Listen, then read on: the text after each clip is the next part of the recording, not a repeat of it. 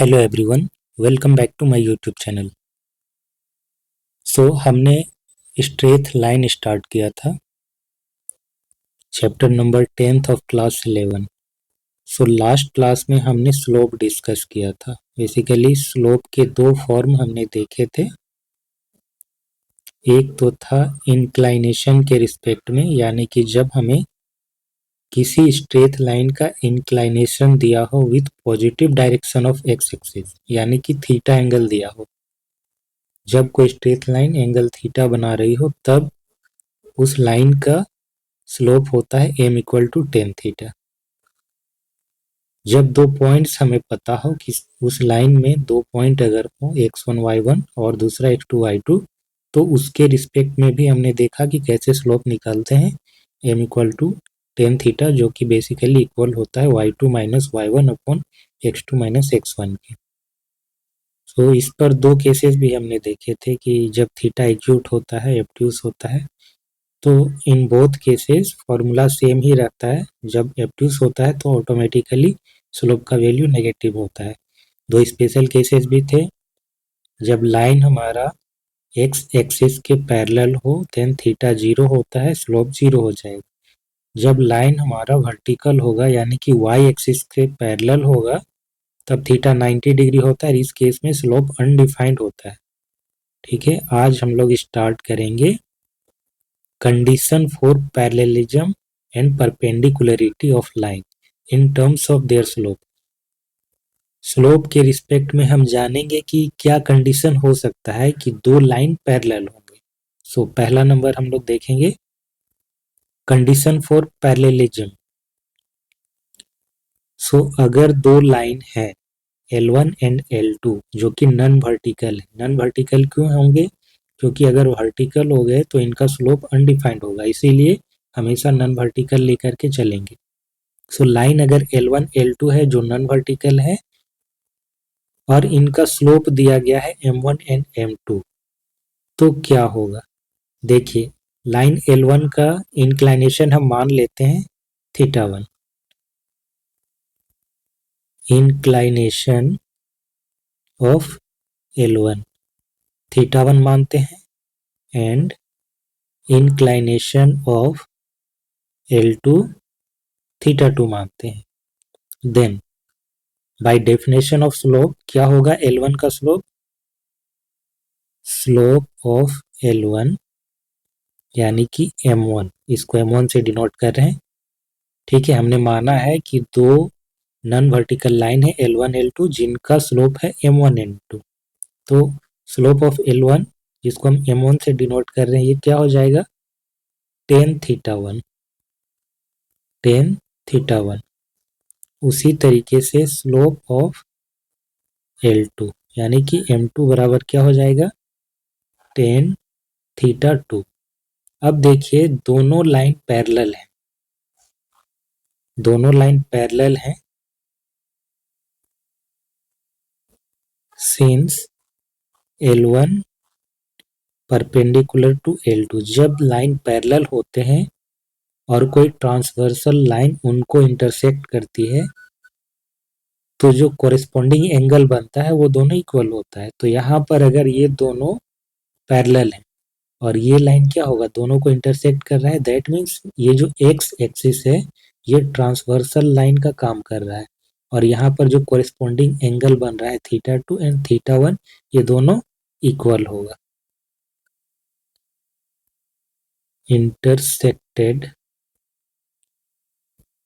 Bye x axis, therefore corresponding angle theta 1 equal to theta 2। और अगर theta 1 theta 2 बराबर होंगे तो फिर tan theta 1 equal to tan theta 2 होगा। ठीक है, एंगल बराबर है तो उनका जो टेंजेंट वैल्यू होगा वो भी बराबर होगा। और टेन थीटा 1 क्या है? टेन थीटा 1 हमारा slope of the line L1 है जिसको हम M1 से डिनोट कर रहे हैं। और टेन थीटा 2 क्या है? Slope of the line L2 जिसे हम M2 से डिनोट कर रहे हैं। दैट मीन्स M1 बराबर M2। तो ये रहा हमारा condition for parallelism. So these two line L1 and L2 will be parallel when their slope are equal. Or conversely, if the slope of two lines are equal, then both line must be parallel. तो ये इसका condition हुआ. दूसरा condition for perpendicularity.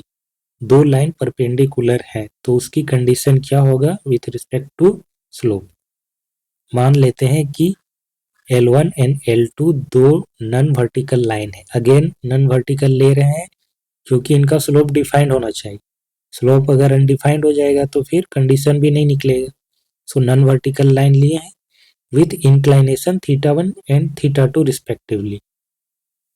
ये रहा हमारा line L1. इसका inclination with positive direction of x axis θ1 दिया गया है, माना है हमने बेसिकली. दूसरा लाइन हमारा L2 है जिसका inclination with positive direction of x axis हमने θ2 मान लिया. ठीक है, तो स्लोप क्या हो जाएगा लाइन L1 का. Therefore slope of L1 M1 बराबर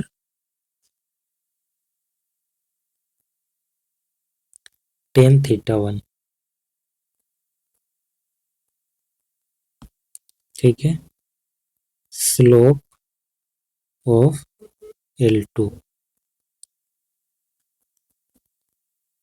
ये हो जाएगा tan θ2.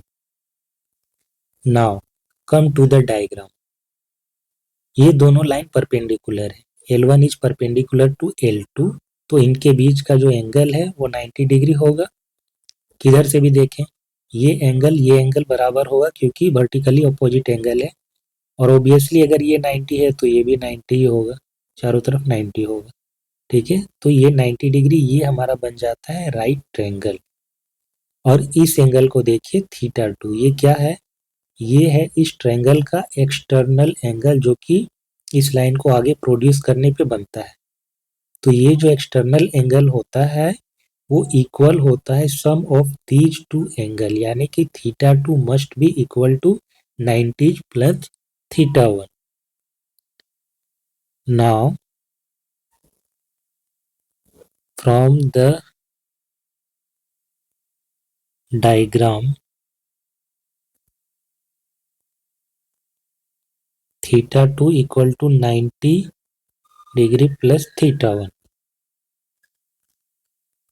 नाउ दिस इम्प्लाइज दोनों तरफ टेंजेंट ले लेते हैं. tan θ2 equal to tan 90 plus θ1.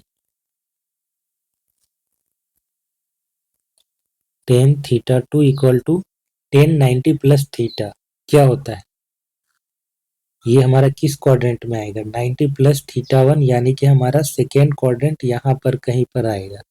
ठीक है, यहाँ पर 90 प्लस θ1, ये हमारा θ1 और ये 90 डिग्री. सो सेकेंड क्वाड्रेंट में टेंजेंट का वैल्यू क्या होता है, नेगेटिव होता है, यानी कि ये हो जाएगा हमारा tan θ1 माइनस ऑफ tan θ1. अब देखिए tan θ2 क्या था, slope of the line L2 जो कि बराबर है M2 के, इसको हमने M2 माना है. और slope of the line L1 ये क्या था tan θ1, माइनस साइन रहेगा, ये हमारा M1. Okay, we have done some little mistake. 10 नहीं, ये कोट होता है, सॉरी. ये हो जाएगा माइनस कोट θ1. सो इसको हम लिख सकते हैं 1 अपॉन, यहाँ पर लिखते हैं माइनस 1 अपॉन tan θ1. ठीक है, tan θ1 क्या है हमारा, slope of the line L1. सो यहाँ से हमें कंडीशन क्या मिलता है, M1 into M2 equal to -1. So product of slope of these two line must be equal to -1. अगर ये दोनों लाइन परपेंडिकुलर होना चाहते हैं तो उनके स्लोप का प्रोडक्ट -1 के बराबर होना चाहिए. या फिर अगर दो लाइन के स्लोप का प्रोडक्ट -1 हो then both line must be perpendicular to each other. अब आते हैं हम तीसरे पॉइंट पे, angle between two lines. Coordinate plane पे अगर दो लाइन हम ड्रॉ करते हैं तो हो सकता है कि दोनों लाइन पैरेलल हो, एक दूसरे को कट ना कर रहे हो। उस केस में उनके बीच का जो एंगल होता है वो 0 डिग्री होता है। ठीक है। दूसरा केस ये हो सकता है कि दोनों लाइन एक दूसरे को कट कर रहे हैं, तब उनके बीच ना दो एंगल बनते हैं, दो पेयर बनते हैं, बेसिकली दो पेयर ऑफ एंगल। एक ये एंगल और ये एंगल, ये दोनों सेम होता है, वर्टिकली अपोजिट एंगल है इसीलिए। दूसरा एंगल होता है ये, जो कि इसके बराबर होता है। ठीक है। अगर ये दोनों लाइन एक दूसरे के परपेंडिकुलर नहीं है, जैसा कि अभी हमने देखा था कि परपेंडिकुलर था उसमें, तो अगर वो परपेंडिकुलर नहीं है तो एक एंगल हमेशा एक्यूट होगा, ये जो होगा थीटा हमेशा 90 डिग्री से कम होगा, दूसरा होगा थीटा 90 डिग्री से ज़्यादा है। और एक केस हो सकता है कि वो 90 डिग्री ही हो, जैसे कि अभी हमने यहाँ पर देखा, तो उस केस में तो स्लोप का प्रोडक्ट -1 के बराबर होगा। अगर वैसा ना हुआ तो दो ही तरह के एंगल बनते हैं, एक एक्यूट बनता है, एक एब्ट्यूस बनता है। ठीक है। तो हम जानेंगे कि दो स्ट्रेट लाइन के बीच का एंगल हम कैसे निकाल सकते हैं। सबसे पहले हम मान लेते हैं कि दो स्ट्रेट लाइन है, एक L1 एक L2, दोनों नॉन वर्टिकल है। ठीक है, क्योंकि हमें स्लोप डिफाइन भी करना है। सो दोनों नॉन वर्टिकल लाइन है, उनका जो इंक्लाइनेशन है मान लेते हैं कि अल्फा एंड बीटा रिस्पेक्टिवली है। लाइन L1 का इंक्लाइनेशन अल्फा है, ये हमारा लाइन L1। दूसरा लाइन L2, इसका इंक्लाइनेशन है beta with positive direction of x axis. So slope of line L1 क्या होगा? Slope of line L1 is m1 equal to tan alpha. Slope of line L2 is, इसको m2 से denote कर रहे हैं, ये हो जाएगा tan ऑफ बीटा। अब हम दोनों लाइन के बीच के दो एंगल्स को मान लेते हैं। ठीक है। पहला एंगल, इसको हम मानते हैं थीटा, और दूसरा एंगल जो कि इसके एडजेसेंट होता है, बेसिकली दोनों मिल करके 180 डिग्री का लीनियर पेयर बनाते हैं, तो दोनों एडजेसेंट एंगल को हम मान लेते हैं theta and phi. Let two adjacent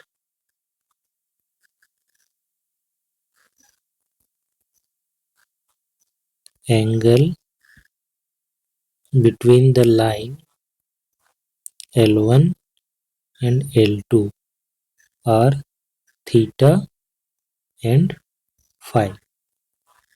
सो वो हमारे ऊपर है कि हम किसको थीटा किसको फाई मान रहे हैं। तो थीटा हम मान रहे हैं छोटा वाला जो एंगल है एक्यूट एंगल, उसको, बड़े एंगल को फाई मान लिए। तो जो वर्टिकली अपोजिट होगा, ये अगर थीटा है तो ये भी थीटा होगा, ये फाई माने हैं तो ये भी फाई होगा। तो हमें सबसे मतलब नहीं है, हमें बस इससे मतलब है। अगर ये थीटा है तो यहाँ पर ये जो ट्रायंगल बन रहा है, ये जो एंगल है बीटा, ये बराबर होगा इसके और इसके सम के, यानी कि beta must be equal to theta plus alpha. Then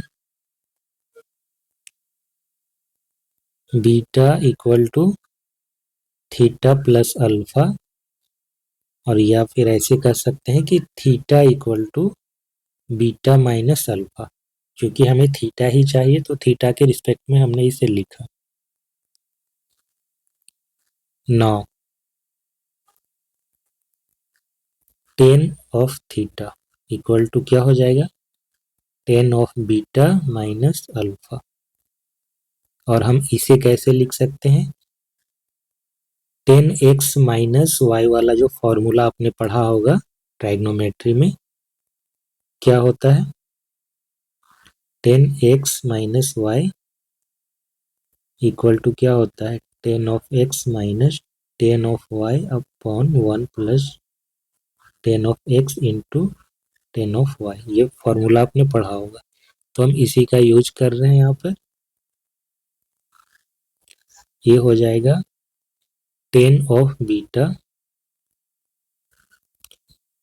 minus tan of alpha over 1 plus tan alpha into tan beta. अब स्लोप के रिस्पेक्ट में हम इसे लिखते हैं tan theta equal to tan beta क्या है, slope of the line L2 जिसको हम M2 से डिनोट करते हैं, M2 माइनस टेन अल्फा क्या है, M1 है, upon 1 plus M1 is to M2 provided 1 plus M1 into M2 should not be equal to 0, क्योंकि नीचे 0 होने का मतलब है कि ये अनडिफाइंड हो जाएगा।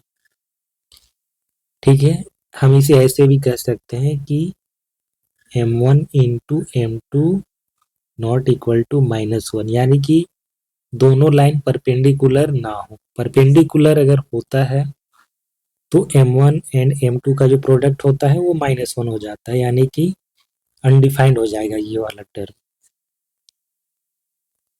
तो परपेंडिकुलर हम ऐसे ही बता सकते हैं कि स्लोप का प्रोडक्ट अगर -1 है तो परपेंडिकुलर है, दैट मीन्स कि उनके बीच का जो एंगल है वो 90 डिग्री है। और इस फॉर्मूला की मदद से भी हम निकाल सकते हैं कि अगर हम ये चेक कर रहे हैं और ये चीज़ अनडिफाइंड आ जा रहा है, नीचे 0 है, दैट मीन्स कि जो थीटा है उनके बीच का एंगल है वो 90 डिग्री है। ठीक है, तो इतनी सी बात है। अब यहाँ पर आता है दो केस कि ये जो वैल्यू है वो हो सकता है कि पॉजिटिव हो और नेगेटिव हो। तो दो केस हम डिस्कस कर लेते हैं, क्योंकि एंगल तो दोनों ही बन रहा है, थीटा भी एंगल है उन लाइन के बीच का, फाई भी एंगल है। हम निकालें किसको, दोनों ही एंगल आ सकते हैं, दोनों ही सही होंगे। तो जब भी हम एंगल पूछा जाता है हमसे, हम हमेशा एक्यूट एंगल ही निकाल कर बताते हैं। ठीक है, वो एंगल थीटा भी हो सकता है, फाई भी हो सकता है, क्योंकि वो डिपेंड करता है कि लाइन कैसे है। यहाँ पर लाइन ऐसे है तो ये वाला एंगल जो है थीटा, ये हमारा एक्यूट हो रहा है और ये एब्ट्यूस हो रहा है। बट लाइन ऐसे भी हो सकता है कि एक ऐसे जाए और दूसरा वाला लाइन ऐसे आ रहा, ये हमारा एक्स एक्सिस है। तो उस केस में ना ये बाहर वाला जो एंगल होता है थीटा, ये हमारा एक्यूट हो जाता है, ये वाला एंगल एब्ट्यूस हो जाता है। इसीलिए यहाँ पर दो केस हैं। Case one,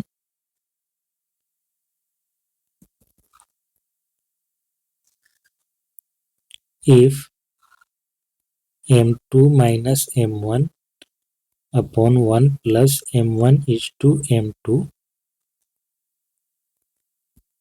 is positive.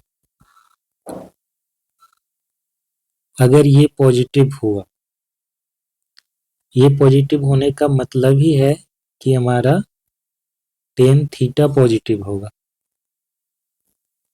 क्योंकि टेन थीटा बराबर है इसके tan theta equal to M2 minus M1 upon 1 plus M1 into M2। तो अगर ये पॉजिटिव हुआ that means tan theta positive हो जाएगा।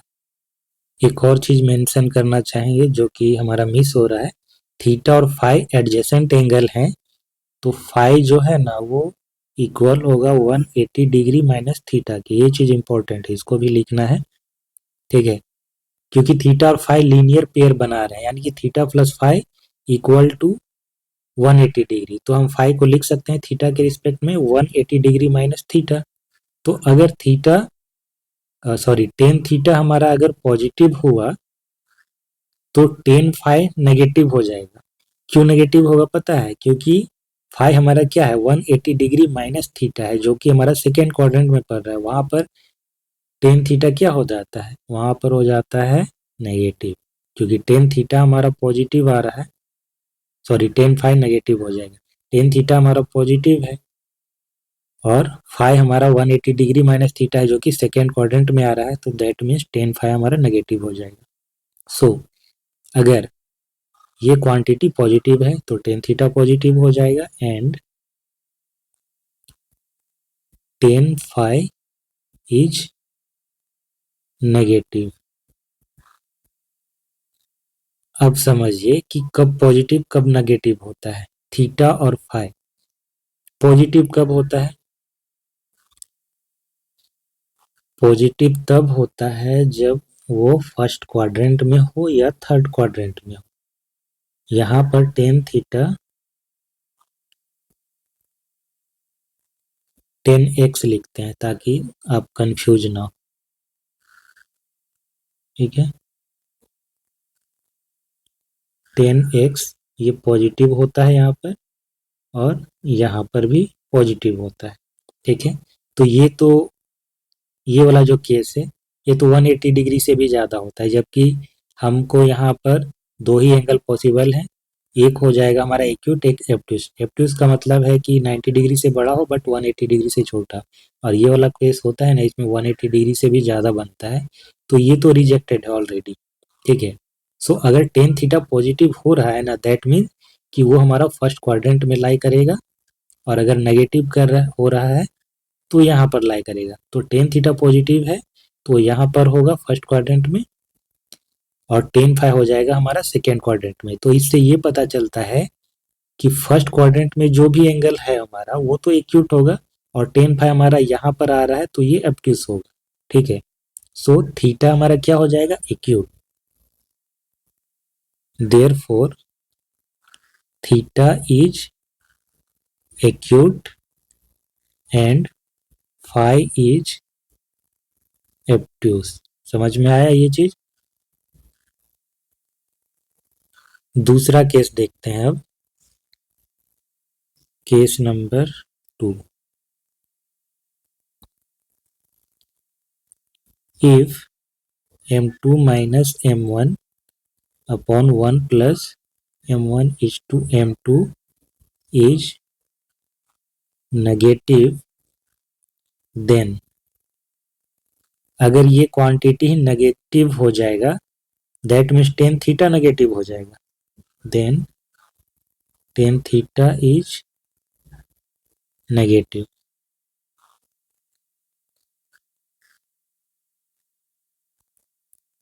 ठीक है, और टेन थीटा अगर नेगेटिव हुआ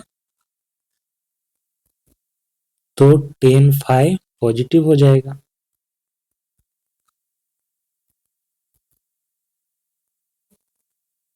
अब बताइए, टेन थीटा नेगेटिव है तो इसका मतलब वो सेकेंड क्वाड्रेंट में होगा। ठीक है, ऐसा करते हैं, इसको मिटाते हैं और क्लियरली हम यहाँ पर मेंशन करते हैं कि tan theta in first quadrant, ये आ जाएगा टेन थीटा। ठीक है,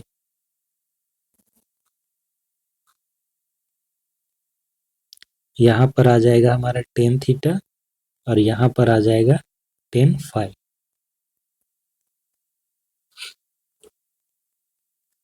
अब इस केस में क्या होगा कि टेन थीटा जब नेगेटिव है तो टेन थीटा हमारा आ जाएगा सेकेंड क्वाड्रेंट में।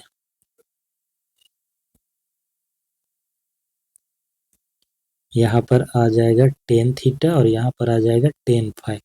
ठीक है, टेन फाइव पॉजिटिव हो रहा है, पॉजिटिव होने का मतलब वो फर्स्ट क्वाड्रेंट में, टेन थीटा नेगेटिव है वो हमारा आ जाएगा सेकेंड क्वाड्रेंट में। टेन फाइव इसमें भी पॉजिटिव होता है, लेकिन ये एंगल क्योंकि 180 डिग्री से बड़ा है हम इसको नहीं ले सकते। ठीक है, अब टेन फाइव फर्स्ट क्वाड्रेंट में होने का मतलब फाइव एक्यूट है, this implies phi is acute angle and theta is obtuse angle. यानी कि कौन सा एंगल एक्यूट होगा कौन सा एब्ट्यूस होगा ये मेरे लिए डिपेंड करता है हमारा इस क्वांटिटी पे, m2 minus m1 upon 1 plus m1 m2। ठीक है, और क्योंकि हम हमेशा एक्यूट एंगल ही देते हैं, वो कोई भी एंगल हो। ठीक है, ये हमारा अगर लाइन है, अगर ऐसे कर रहा है इंटरसेक्ट तो ये वाला एक्यूट बन रहा है उस केस में, तो हमको यही बताना होगा m से, भले वो बाहर वाला एंगल है। और अगर लाइन ऐसे गया और दूसरा ऐसे गया तो फिर ये वाला एक्यूट बनता है, तो हमें तब ये बताना होता है, इसको छोड़ना होता है। तो कुल मिलाकर के हमेशा हमको एक्यूट ही बताना होता है, इसीलिए हम क्या करेंगे कि इसको इन एनी केस पॉजिटिव बनाएंगे। पॉजिटिव आएगा तब हमें एंगल एक्यूट मिलेगा। ठीक है, तो इसको पॉजिटिव बनाने के लिए क्या करते हैं, मोड लगाते हैं। So acute angle between L1 and L2 can be given by tan theta equal to mod M2 minus M1 upon 1 plus M1 is to M2। अब यहाँ पर M2 माइनस M1 लिखे या M1 माइनस M2 लिखे फर्क नहीं पड़ता है, क्योंकि हमने मॉड लगा दिया। और 1 प्लस M1 इंटू M2 ये जीरो नहीं होना चाहिए, यानी कि दोनों लाइन परपेंडिकुलर ना हो। परपेंडिकुलर होगा तो हम ऐसे भी बता सकते हैं स्लोप का प्रोडक्ट निकाल करके। ठीक है, तो ऐसे करके हम दोनों लाइन के बीच का एक्यूट एंगल निकाल लेंगे। और एक्यूट एंगल निकालना होगा अगर पूछ दिया जाए, सिर्फ एंगल अगर आपसे पूछता है तो हमेशा आप एक्यूट एंगल ही निकाल कर बताएंगे। अगर अलग से पूछ जाता है कि जो बड़ा वाला एंगल है वो बताए, तो एक्यूट एंगल मान लेते हैं कि फाई। ठीक है, फिगर के हिसाब से फाई यहाँ पर है, बट हमने माना है। जरूरी नहीं कि बाहर वाला एंगल हमेशा बड़ा ही हो। अभी हमने देखा ना कि लाइन अगर ऐसे कर रहा हो इंटरसेप्ट, तो उस केस में वो छोटा भी हो सकता है। तो हम मान रहे हैं कि अगर एब्ट्यूस एंगल को हम फाई मानते हैं, बड़ा जो भी आएगा, so obtuse angle phi can be given by using phi equal to 180 degree minus theta. इसकी मदद से हम निकाल सकते हैं।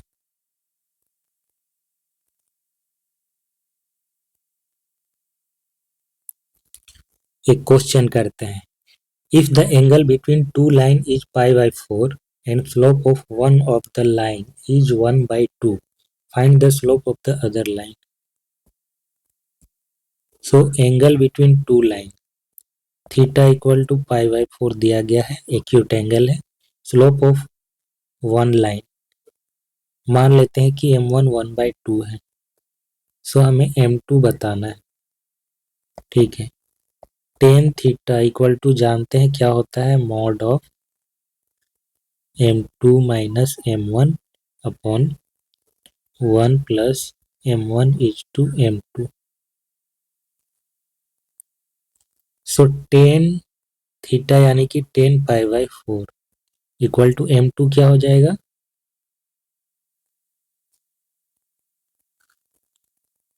m2 को ऐसे ही लिखते हैं, m1 का value 1 by 2 upon 1 plus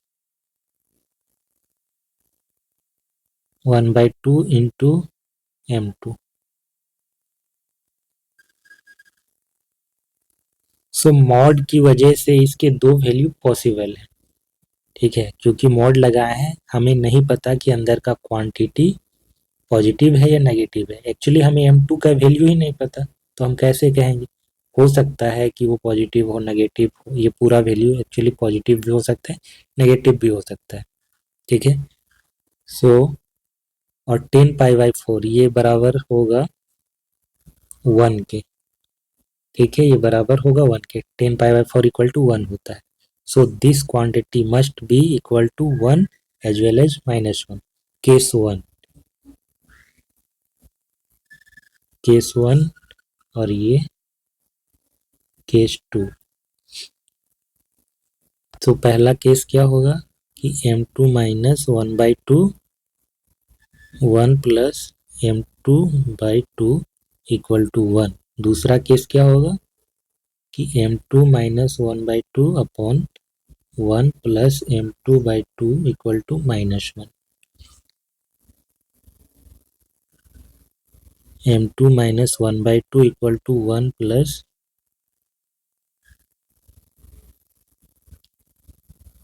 m2 by 2, and this m2 minus 1 by 2 equal to minus of 1 minus m2 by 2। ये हो जाएगा m2 by 2 और ये हो जाएगा 3 by 2। This implies 3 by 2 m2 और ये -1 by 2।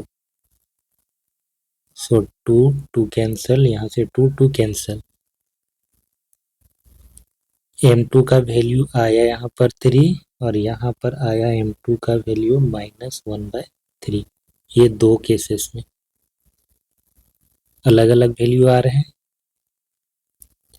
सो अब देखिए कि स्लोप जो है सेकेंड लाइन का वो -1/3 आ सकता है या फिर 3 आ सकता है, यानी कि पॉजिटिव नेगेटिव। नेगेटिव स्लोप का मतलब है कि जो लाइन है ना उसका इंक्लाइनेशन एब्ट्यूस एंगल है, ठीक है। यानी कि जो लाइन होगा वो कुछ ऐसा होगा, दूसरा वाला लाइन, ये एंगल जो होगा वो होगा 90 डिग्री से ज़्यादा। और इस केस में क्या है कि वो कुछ ऐसा होगा, क्योंकि ये वैल्यू है पॉजिटिव तो एंगल एक्यूट होना चाहिए, तो लाइन का जो इंक्लाइनेशन है वो ऐसा होगा। और हमारा एक लाइन तो दिया गया है जिसका स्लोप कितना था, 1/2 था। सो डायग्राम भी बना ही देते हैं।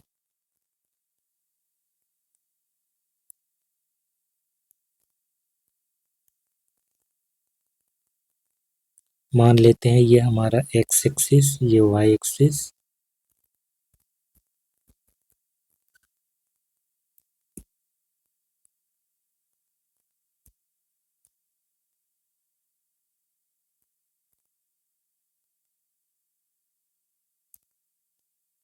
ये हमारा एक्स एक्सिस, ये वाई एक्सिस।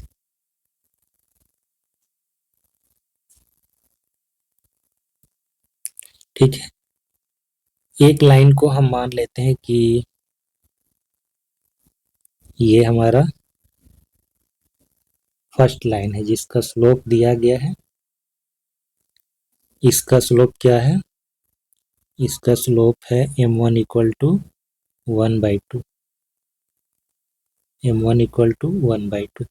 ठीक है, और दूसरा जो स्लोप है इस केस में, केस 1 में हमारा आ रहा है m2 इक्वल टू 3, यानी कि पॉजिटिव आ रहा है।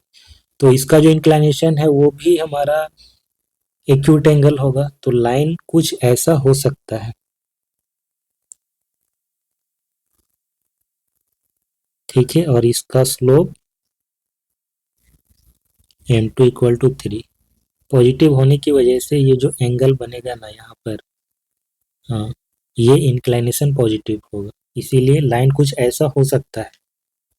दूसरा इसमें देखते हैं कि m2 इक्वल टू -1/3 है, तो इसका इंक्लाइनेशन होगा हमारा एब्ट्यूस एंगल। सो लाइन कुछ ऐसा होगा,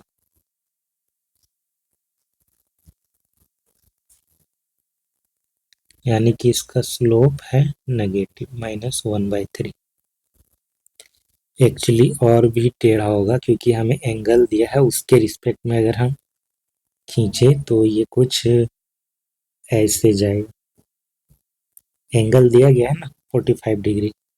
सो ये हमारा m2 का वैल्यू -1/3, और जो एंगल बन रहा है वो इस केस में हो जाएगा ये वाला एंगल 45 डिग्री, जो कि क्वेश्चन में ही दिया गया है कि दोनों के बीच का एंगल कितना है, π/4, यानी कि 45 डिग्री। और इस केस में ये एंगल बाहर वाला हो जाएगा 45 डिग्री, π/4। ठीक है, दूसरा क्वेश्चन देखते हैं इसे। Line through the point -2, 4 and 4, 8 is perpendicular to the line through the point 8, 12 and x, 24। Okay, easy question है, स्लोप का टेक्निक लगेगा इसमें। एक लाइन ये है, दूसरा लाइन ये है, दोनों परपेंडिकुलर है। ठीक है, दो पॉइंट इसमें मान लेते हैं, एक पॉइंट ये है -2, 6, इसमें पॉइंट 4, 8, इसमें पॉइंट दिया गया है एक 8, 12, इसे C मान लेते हैं, C 8, 12, और इसमें मान लेते हैं D x, 24। सो बेसिकली ये दोनों लाइनें परपेंडिकुलर हैं। हम मानते हैं इस लाइन को L1, इसको मानते हैं L2। ठीक है, slope of the line L1।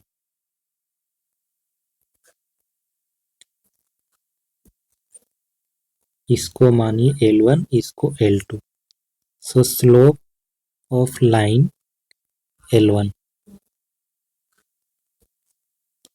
M1 से डिनोट करेंगे इसको। स्लोप क्या हो जाएगा, y2 minus y1 upon x2 minus x1 होता है। सो 8 minus 6 upon 4 minus of minus 2, सो ये 2 अपॉन 6 हो जाएगा, यानी कि 1/3। स्लोप ऑफ लाइन L2, इसको M2 से डिनोट कर रहे हैं हम, तो इसका स्लोप हो जाएगा 12 माइनस 24 अपॉन 8 माइनस x, या फिर उल्टा करके लिखते हैं ना, 24 माइनस 12 इधर से ले लेते हैं, कोई दिक्कत वाली बात नहीं है। x माइनस 8, ये हो जाएगा 12 अपॉन x माइनस 8। अब चूंकि दोनों लाइनें परपेंडिकुलर हैं, since L1 is perpendicular to L2, therefore क्या होता है, M1 इंटू M2, दोनों के स्लोप का प्रोडक्ट होगा -1। M1 क्या है, 1/3 है। M2 क्या है, 12 upon x minus 8 equal to -1। यहाँ पर 3 से हम कैंसल आउट कर सकते हैं, 3 4 जा 12। So what we will have left, 4 upon x minus 8 equal to -1. This implies 4x minus 8 equal to minus. This implies x equal to 8 minus 4 equal to 4. तो ये इसका आंसर हो जाएगा। सो आई होप आपको आज का क्लास अच्छा लगा हो, जो भी मैंने समझाया, how to find the angle between two lines and condition for perpendicularity and parallelism. आपको ये पसंद आया होगा, आपको समझ में आया होगा। अगर वीडियो अच्छा लगा हो तो इसे लाइक और शेयर जरूर करें, चैनल को सब्सक्राइब कर लें। ऐसे ही वीडियो पाने के लिए हमें टेलीग्राम पर फॉलो कर सकते हैं। Thanks for watching, have a nice day.